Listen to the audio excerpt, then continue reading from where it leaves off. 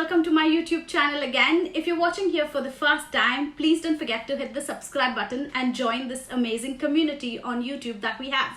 So today's topic is the one that has been requested by so many people. A lot of my friends, have always asked me time and again when I go to Goa about this topic, about how much does it cost to live in the UK. They have said that people have never given them the right answers or the precise answers or a proper idea or proper indication of it. So I thought I'll make a video, and in the hope that it will help you and anybody else who's looking at knowing more or who wants more information, who's looking at moving to the UK as well. There wasn't much information when I moved here. I had to learn everything myself and get to know everything as I went through doing things. I would be really thrilled if there was something like this at a time when I was moving to UK. It would have really helped me, this information. So let's not waste much time and let's go for it. So to make it easy for all of us here, I've divided this topic as well into 3 subtopics so that you understand things better. So when we say how much does it cost to live in the UK, the first thing that definitely comes to our mind, which is the most basic, is the first part as well, which is the first part is accommodation. So when we talk about accommodation in the UK, it can be divided into number of types. To make it clear, let me just give you a rough idea. We can have accommodation that is shared accommodation, wherein people share a house and different people occupy different rooms in the same house and then split the expenses. The other way is you can have a shared room. Some people share a room and they sort of share a room with another person. That is another way to do it. Some people will rent a room themselves, just for themselves. That is another way to do it. And yet others will maybe rent a whole apartment or a whole flat or a whole house and then divide the cost. Also, there are some people who would buy their own houses. So these are the different kinds of accommodation options that you have. To make it simple and easy for us to understand, I will just take it on an average. So from my experience, from what happened when I moved first here, let's go by that.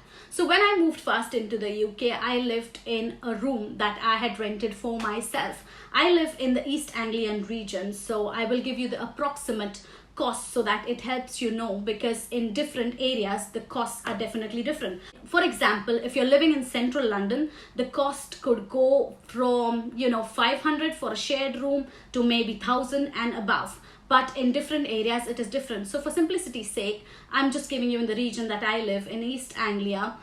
To rent out a room for yourself is somewhere between 250 to 300. That includes your bills as well. You could be paying that for yourself. That's for renting out your room. Obviously, if you're having a mortgage, then there are other expenses. If your bills are not included, the other expenses that I'm talking about is something called as the council tax, where you have to pay towards the council. It could range anywhere depending on if you're living by yourself or you're living with somebody else, up to 120, 130, also depends on the different areas that you're in. So the other expenses would be council tax that you'd have water bills. If it's not an all-inclusive rent that you're paying, you'd have water bills, like I said already, council tax, water bills, then you'll have electricity. So these are some of the factors that you need to keep in mind when you're looking for accommodation. So for simplicity's sake, if we keep it that my all-inclusive cost for accommodation is 300 a month. Also, I'm going to convert this into Indian rupees because I thought it would be better to pick one currency. If you're in a different country in the world and if you want to know the cost, you just take the amount and then multiply it by your currency. So here, just so that it's easy for us for calculations, I will just take that £1 is equal to 95 rupees. So considering that, I'm just doing the calculations. If I say 300 for accommodation into 95, that would be 28,500. I don't know if you can see. Let me just get a bit closer. So it would be 28,500 that I'd be spending on my accommodation in the UK. So at the end of the video, I'm also going to give you a whole total sum of how much the expense is for everything. So do watch till the end so that you don't miss out on anything. So that's done with the accommodation. So we are paying about 300 on an average for my accommodation, or for accommodation in general. That's basic accommodation I'm talking about, with your bills included. If you have something with bills excluded, then like I said, it would be extra. Now that we are done with accommodation, let's go to the next topic. The second part of the topic that I have is travel. Yes, so traveling in the UK is quite expensive. By that I mean there are different ways in which you can travel. You can travel by taxi, you can travel by a bus, you can travel by Uber. If you have your own car, you can travel by your own car, but especially in areas such as London, where it is crowded and really hectic for people to travel. Also, there is something as congestion charges that you got to pay if you own a car. Yes, congestion charges.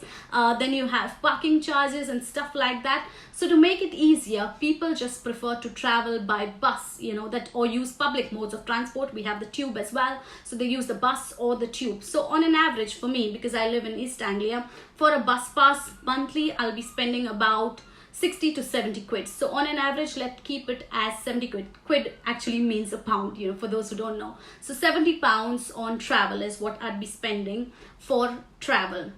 For people who have their cars, there would be also other expenses again that would be included, such as car insurance. Then you'd be spending on your fuel, on travel and things like that. Also parking charges would be included in there. But for me, on an average, I'd be spending 70 a month on travel. Also, I don't totally depend on public transport because I have a bike. In the UK, it's easy to use. There are bike lanes available, so it's easy to bike around. You'll see a lot of people on their bikes. There are rent bikes also. As you go, you can rent a bike, which is exciting. It's good for your health as well. So I have a bike as well. I use a bike to move around locally, and if I'm commuting far away, it's generally with my partner. He drives, so I normally travel with him. Obviously, if you have a car, then there are other expenses like I said. So that completes our second section, which is travel. Finally, it brings me to the third point, which is my most favorite point, should I say, or perhaps the exciting part, which is food. Yes, that is another basic necessity that you need to live. So it is food. How much do you spend on food in the UK? So food can vary depending from individual to individual. I am a person who loves food. I eat a lot of food, and you know that probably if you've seen all my videos. If you haven't, please go and check my videos on food. So obviously I spend a lot on food. So approximately I'd say in a week I spend about 40 quid on shopping. That's 40 pounds on shopping in a week. So if we consider on an average for the month to have 4 weeks, that's going to be about 160 pounds that I spend on food. This is I'm talking about per person. Obviously if you have extra people, you'd be spending much more. I myself eat a lot, so it's like having a lot of people.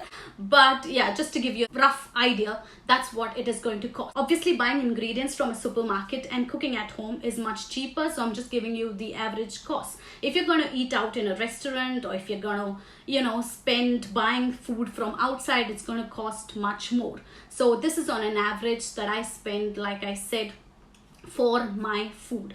So that is basically getting the food to about 160 pounds a month.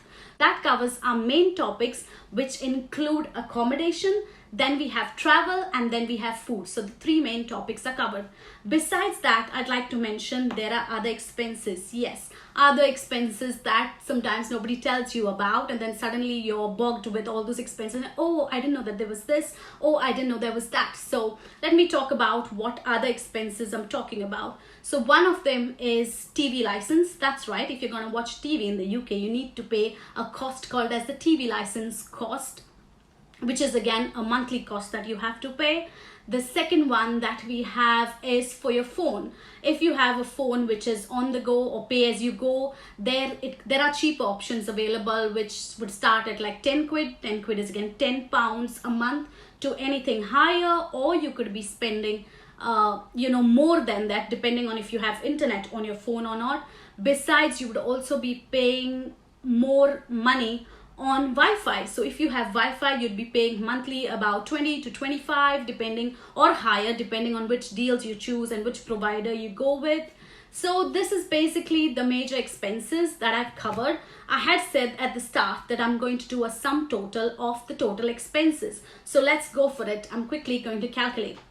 So if I consider 300 on accommodation, plus 70 on travel a month, plus 160 on food a month. That gives me to 530. Since I'm converting all this into rupees and I'm considering the rupee to be £1 is equal to 95 rupees, we'll just multiply the whole 530 by 95 and that will give you 50,350. That's just the basics. So this is the cost of living per month in the UK for me. If you want to know a particular section, if you want to know a specific region, or if you want to know something else that I haven't covered, please feel free to comment below and ask me your questions. I'm really happy to answer and happy to help in every way that I can. So feel free to ask me anything else that you want to know. Obviously, like I said, my expenses are with respect to the East Anglia region, so it is on the average cost, but if you're living in London and other areas, it's going to be more expensive. But if you want to know, then like a specific area, I can definitely research for you and find out and let you know. So feel free to comment below and let me know. Also, I will see you soon in my next video. Till then, please don't forget, be positive and live your life to the fullest. And if you haven't yet subscribed, please don't forget to subscribe. Smash the bell button so that you don't miss out on any of my notifications. I'll see you soon again. Thanks for watching. Bye.